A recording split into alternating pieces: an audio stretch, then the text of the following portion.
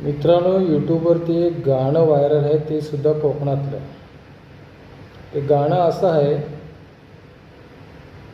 स्वर्गापेक्षा सुंदर असा आमचो ह्यो कोकण. पण या कोकणामधील जी मुलं, काही मुंबईला राहतात, काही गावाला राहतात, हे ज्यावेळी एखादी पोरगी पाहायला जातात लग्न जमवण्यासाठी, त्यावेळी त्यांना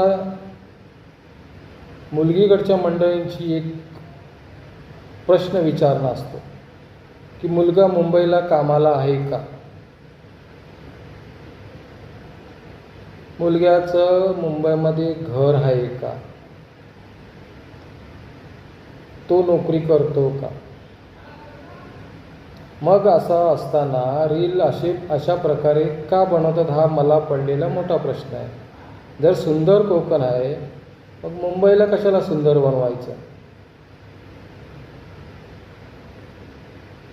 जर हा व्हिडिओ आवडला असेल तर नक्की शेअर करा आणि सबस्क्राईब करायला विसरू नका.